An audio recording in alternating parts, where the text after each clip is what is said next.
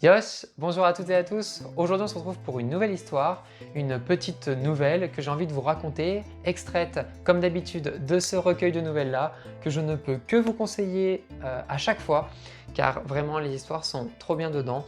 Vous inquiétez pas, j'ai beau en avoir parlé dans quelques vidéos, vous avez toujours de nombreuses nouvelles à lire et à découvrir dans ce petit ouvrage. Pour le resituer, pour les personnes qui n'ont pas vu les dernières vidéos sur les nouvelles de ce petit ouvrage-là, en fait, c'est un recueil de nouvelles. Donc je vous lis le titre Gofungo ni Igai na Ketsumatsu Besto Selection.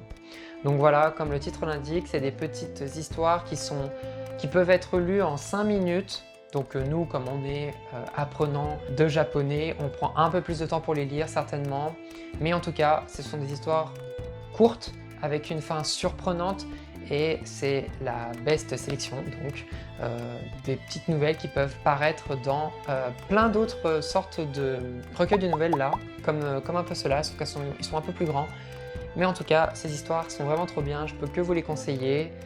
Et c'est parti. Donc l'histoire s'intitule Tonari ni sumu Satsujin ki. C'est le récit d'un petit garçon qui vit à côté d'un voisin qui a expié ses crimes et qui est donc sorti de prison et qui a recommencé à vivre dans l'appartement juste à côté de chez lui. Il se souvient de cet homme-là qu'il a vu dans les news à la télé. Il avait alors 3 ou 4 ans et il découvrait ce meurtrier-là.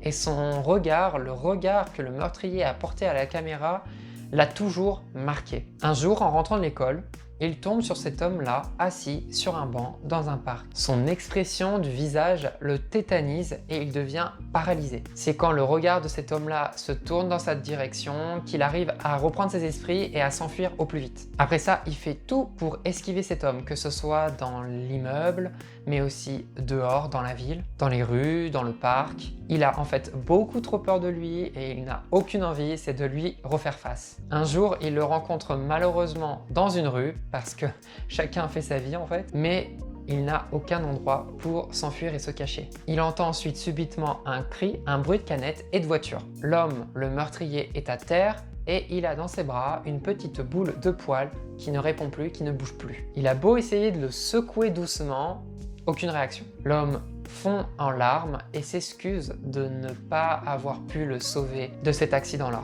À ce moment, le garçon commence à changer de point de vue sur cet homme car il va être touché par sa réaction et il va à son tour lui pardonner pour ses crimes. Il va penser que cet homme a beau avoir commis un crime, lui aussi il a le droit de se repentir et de refaire sa vie. Un jour de pluie, ils vont se rencontrer dans un bus et en descendant au même arrêt, l'homme interpelle le garçon, d'abord d'une voix boudeuse, et l'invite ensuite à rentrer ensemble sous son parapluie. Car après tout, ils prennent le même chemin pour pouvoir rentrer dans le même immeuble. Côte à côte, l'homme tente de faire la discussion, mais ce n'est pas très naturel. Il y a alors un malaise qui s'installe entre eux deux et le garçon reprend la parole en lui demandant s'il le connaît. L'homme lui répond que bien sûr, puisque c'est le fils de ses voisins, et il ajoute qu'il a en plus toujours bien su retenir les visages des gens. À ce moment, le garçon se demande si sa capacité à bien retenir les visages ne serait pas plutôt pour soit fuir de certaines personnes, soit pour mieux reconnaître ses futures proies.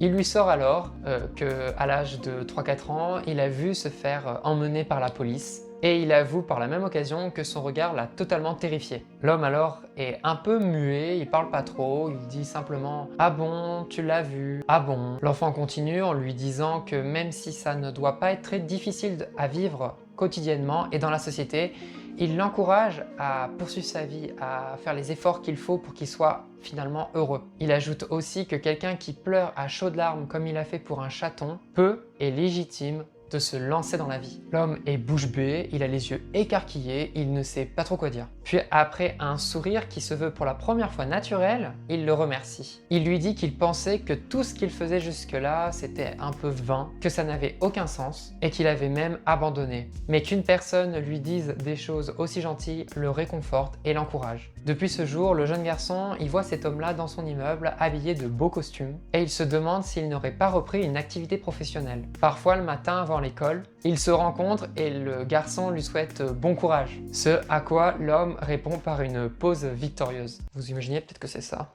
Peut-être que c'est ça. Ou peut-être que c'est ça. Et ça, c'est la honte. Y a pas de bibi.